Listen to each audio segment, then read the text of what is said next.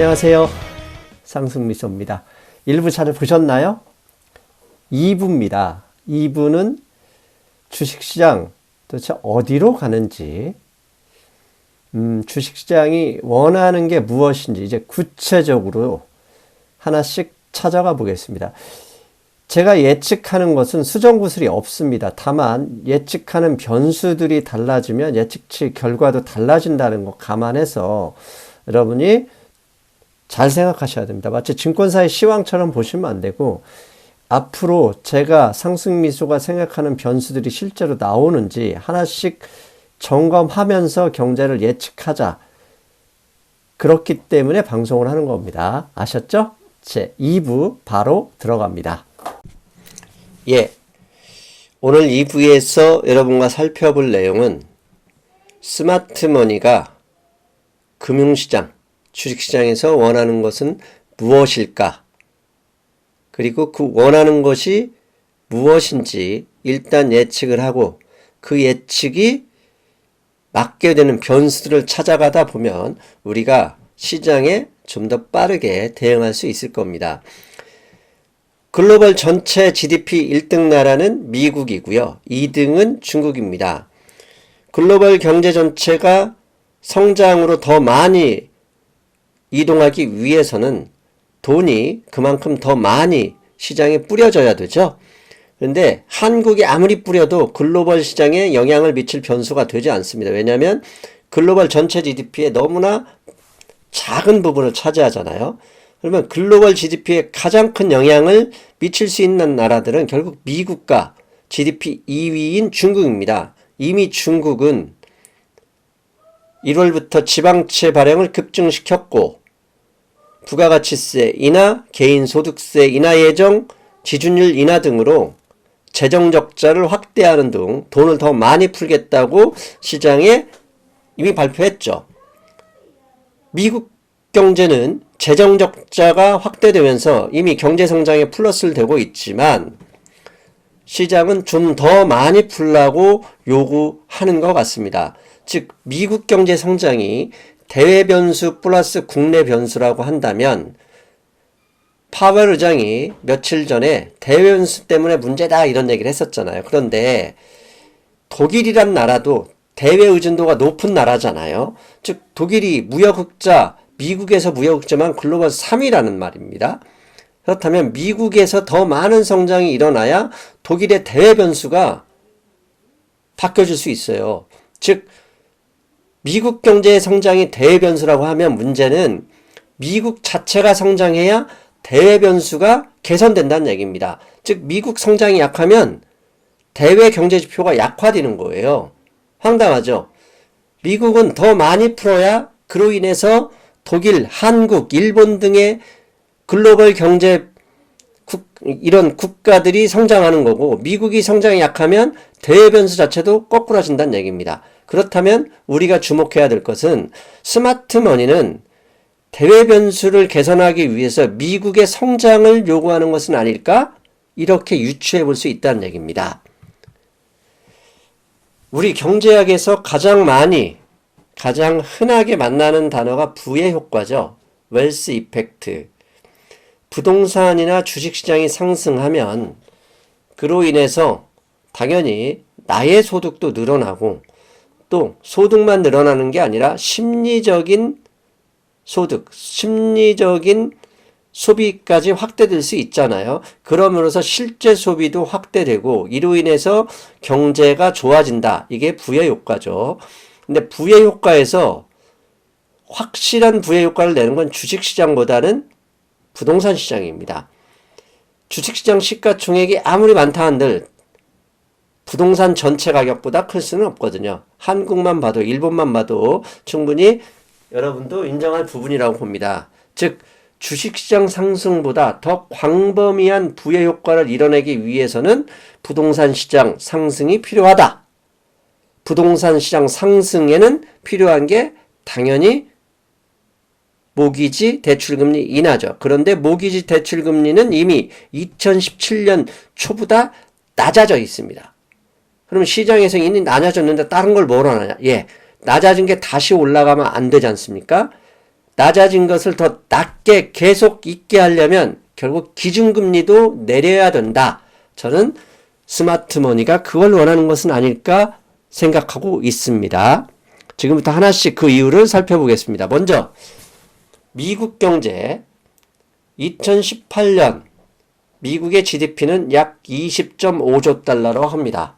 그런데 지난주에 미국 상무부에서 발표한 서비스 부분을 가져온 건데요. 전체 상무부 자료를 보다 보면 미국 경제 GDP 20.5조 달러에서 서비스 부분이 15.5조 달러를 차지합니다. 이렇게 약 70% 가까운 미국 경제를 GDP를 차지하는 서비스 부분은 지난 4분기 6.3% 1년 전보다 6.3% 성장했습니다. 미국의 GDP 전체 성장률이 2.3%인가요? 2.5%밖에 안 되지만 서비스 부분은 저렇게 상당히 높은 수준으로 상승하고 있는데 이 상승의 추세가 지난 2년 동안 계속되고 있다는 얘기입니다. 저렇게 많이 상승했음에도 GDP가 떨어졌던 얘기는 결국은 제조업 부분이 정체되고 있다는 얘기죠. 그래서 제조업 부분 전체를 뭐 여러 가지 지표 중에서 찾아봐야 되는데 그 중에 대표적인 게 재고지수를 보면 된다고 생각해서 재고지수를 찾아와 봤습니다. 지금 보시는 그림에서요. 맨 밑에 초록색은 소매 판매가 늘어나는 거고요. 맨 위에 검정색 줄은 재고입니다. 인벤트리. 재고가 많아진다는 얘기는 덜 팔린다는 얘기죠.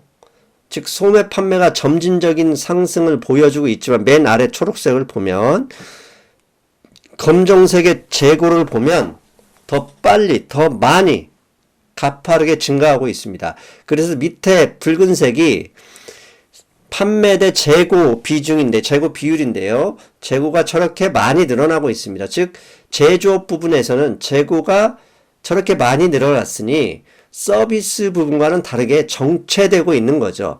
근데 저 제조업이라는 것은 미국 내 제조업도 결국은 글로벌 대외 변수와 밀접하게 관계가 있잖아요.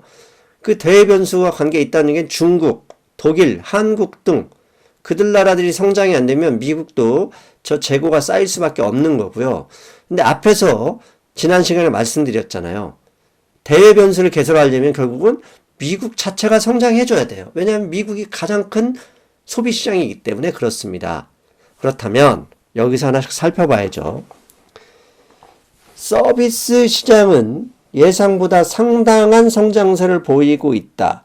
서비스 시장이 전체의 미국 GDP의 70%다. 그렇다면 미국 경제가 조금 더 성장하게 되려면 시장은 항상 성장을 원하죠. 그래야 돈이 많아지고 트럼프 대통령을 비롯한 정치인들로 좋아하게 되니까요.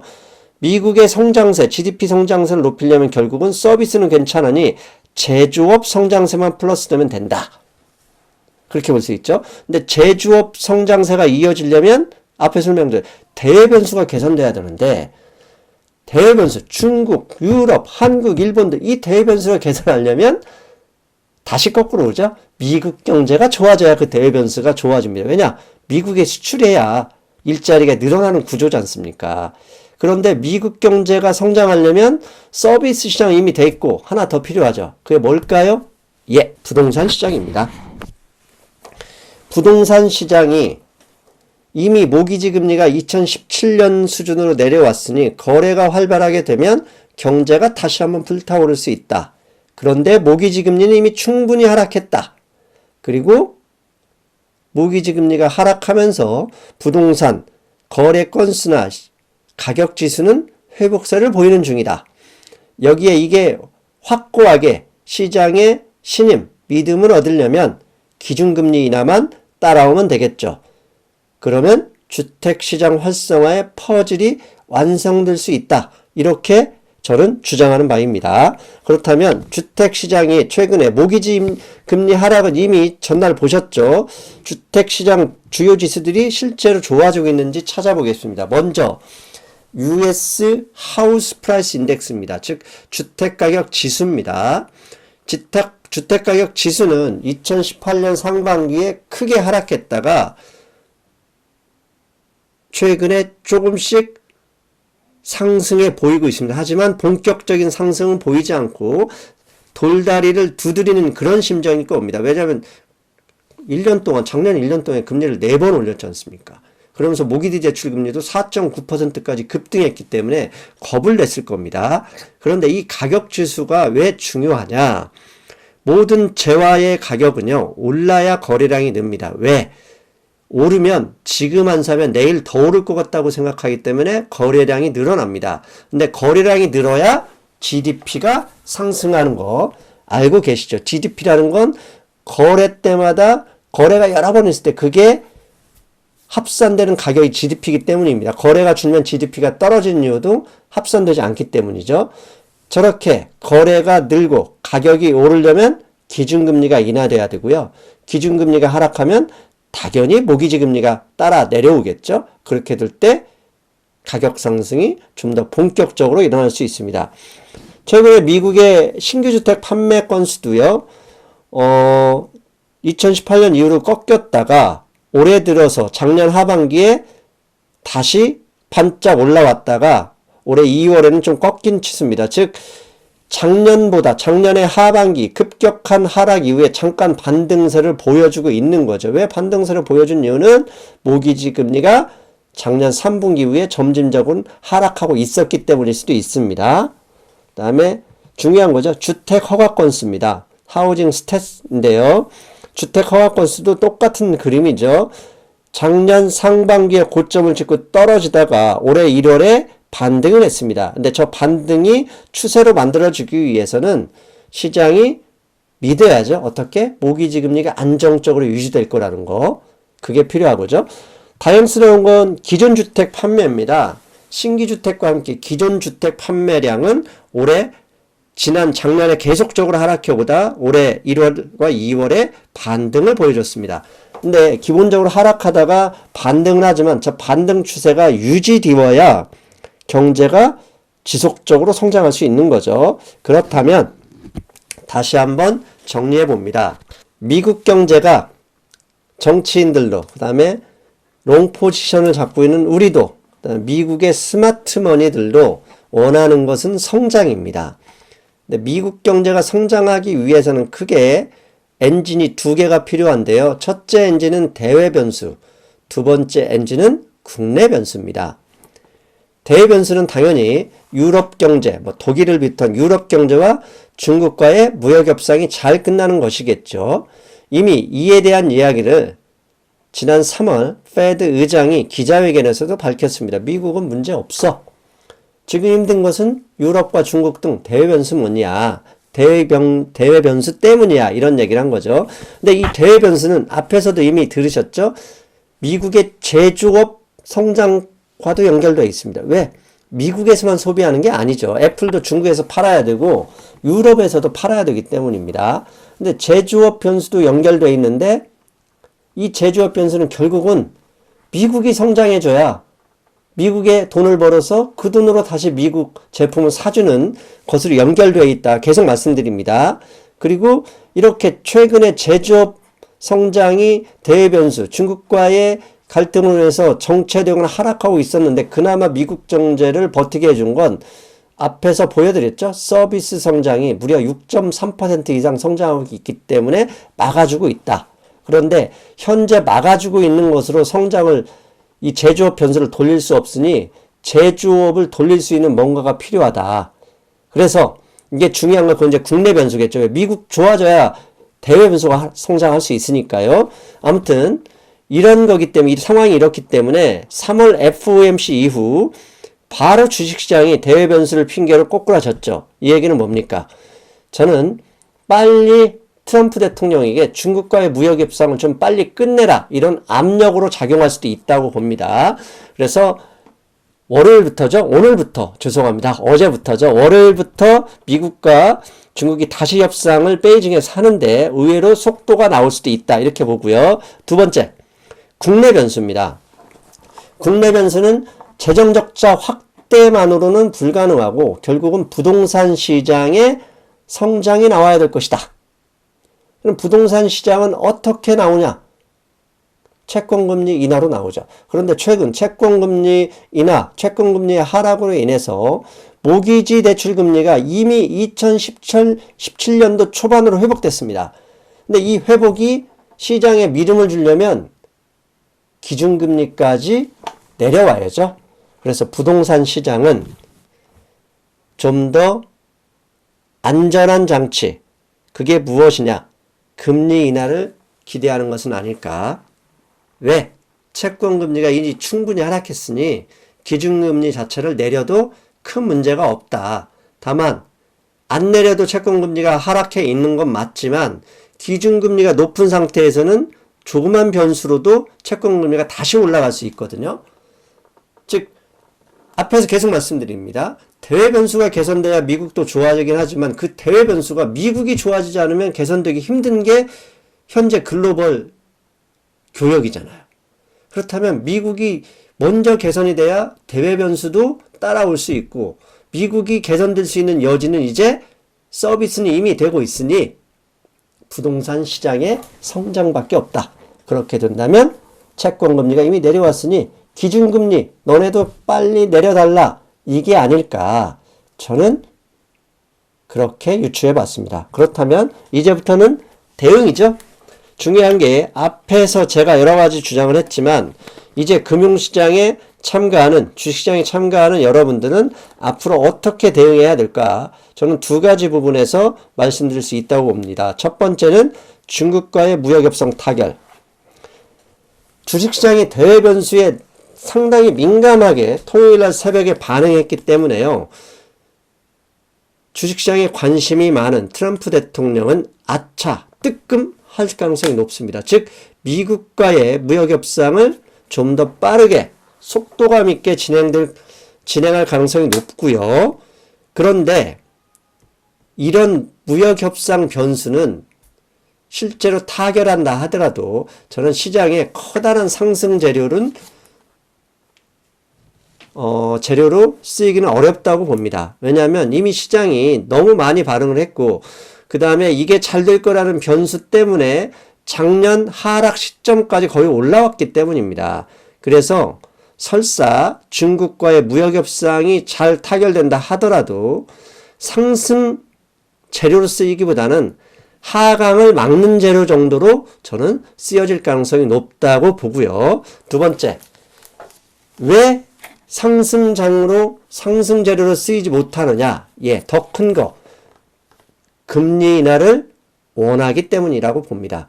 물론 금리 인하를 순식간에 시킬 수는 없고 시장이 원하는 건 금리 인하 가능성에 대한 좀 더 확실한 발언을 요구하는 건 아닐까 그렇게 생각합니다. 그러면 스마트 머니는 결국 금리 인하 가능성에 대해서 배팅하는 거고 그 가능성을 현실에서 괴르고 이렇게 좀 다이버전스를 발생시키는 게 채권금리 하락인 거고 채권금리가 이미 하락했다면 페드가 기준금리를 좀 내린다 해도 부담될 게 없다는 얘기죠. 그러면 이게 언제부터 현실화될 가능성이 높느냐? 4월 15일부터 미국의 1분기 기업 어닝이 발표되기 시작합니다. 만약 4월 달에 4월 15일 이후에 미국 기업의 실적이 예상보다 하락했거나 예상치를 달성하지 못한다면 이제 스마트머니는 본격적으로 미국 금리 인하를 요구할 가능성이 높은데 요구는 어떻게 하겠습니까? 주식시장 하락으로 이야기할 가능성이 높습니다. 그러면 금리 인하에 대한 가능성 있는 발언이나 금리 인하에 대한 기대감을 충족시킬 수 있는 이야기는 언제 나오냐? 4월 30일에 FOMC가 열릴 예정이니 그때 나오게 되겠죠. 빨라봤자. 그렇다면 우리가 주목해야 될 것은 4월 15일 이후에 미국 기업의 어닝을 주목해야 되고 그 어닝이 나쁘다면 4월 30일 FOMC를 타겟으로 하는 주식시장의 강한 하방 압박을 통해서 스마트머니가 요구할 가능성이 높다. 그렇게 보셔야 되겠죠.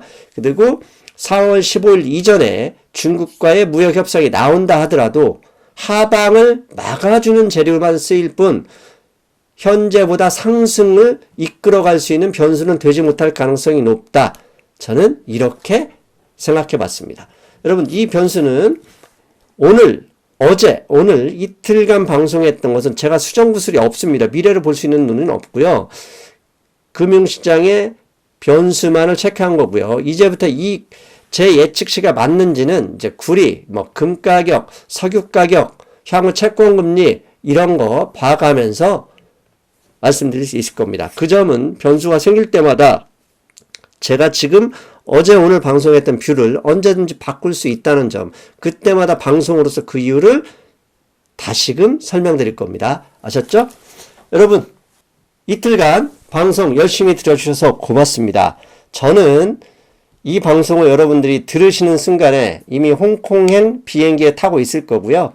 한국에 29일날 잠깐 들어왔다가 바로 30일에 강의 끝나고, 유튜브 강의 아닙니다.